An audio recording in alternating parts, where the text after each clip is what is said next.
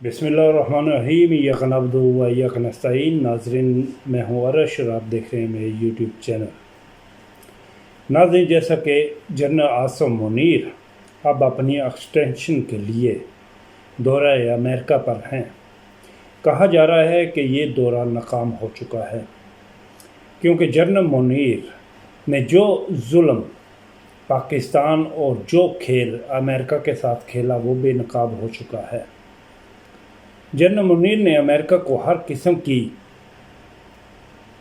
Offers की, लेकिन उन्हें ये मालूम नहीं था वो डिमांड्स जो अमेरिका चाहता है पाकिस्तान से वो पूरी कर सकेंगे या नहीं। लेकिन जैसा कि फ़िरौन हमेशा यही समझता रहा है कि वो बहुत ताकतवर है और वो जो चाहेगा वो ही करेगा और वो ही होगा, लेकिन उसकी वो तवक्कुआत जो हज़रत ईसा अलैहिस्सलाम के खिलाफ की गई उन्हें ख़त्म करने की, वो पूरी ना हो सकी। इस वक्त अमेरिका के अंदर भी जनरल आसिम मुनीर के ऊपर बहुत ज़्यादा प्रेशर है। एक तो वो अमेरिका की तवक्कुआत पर पूरा नहीं उतरे, और दूसरा उनके ऊपर ये भी प्रेशर डाला जा रहा है कि वो पाकिस्तान के अंदर तहरीक इंसाफ के ख़िलाफ़ जो जुल्म कर रहे हैं उनसे उन्हें निकलना होगा। लेकिन उनके लिए ये एक बहुत बड़ा चैलेंज है,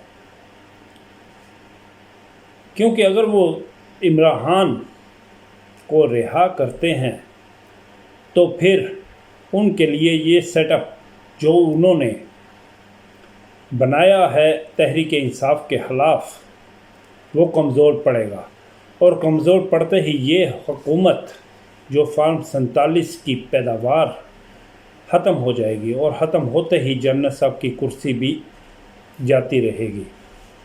इसलिए ना तो वो हम इमरान खान को रिहा करने पर मुत्फिक हो रहे हैं और ना ही इसराइल को फिलफौर मंजूर करने पर मुत्फिक हो रहे हैं।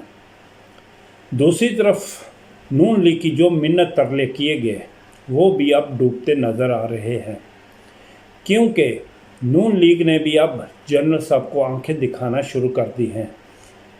जैसे ही नून लीग ने जनरल साहब को आंखें दिखाना शुरू की तो नून लीग के वज़रा के ऊपर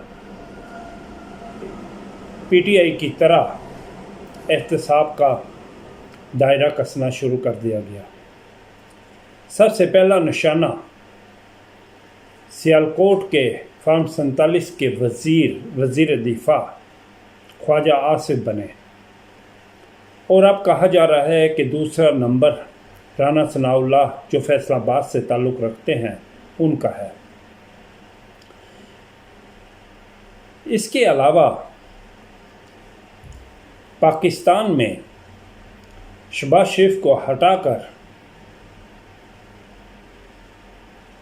नकवी साहब को वज़ीर आज़म बनाने की भी कोशिश की जा रही है।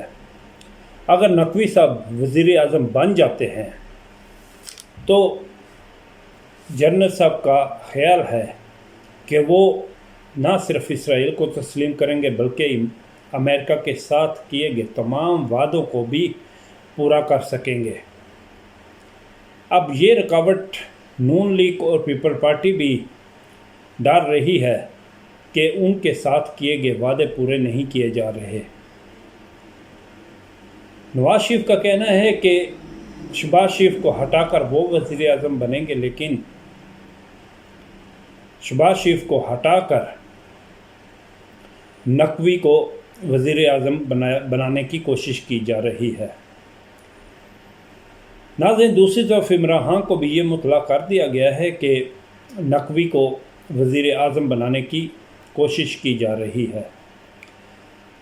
इमरान खान ने 14 अगस्त को पाकिस्तान भर से अपने कारकुनान और अपने वज़रा को ये हुक्म दिया है कि वो जश्न आज़ादी के साथ साथ इस फार्म 47 की हुकूमत और जर्नलों के ख़िलाफ़ भरपूर तरीके से सड़कों पर निकलें और दुनिया को ये बावर करवाएं कि वो मौजूदा सेटअप से नाखुश हैं और इमरान खान को रिहा करवाने के लिए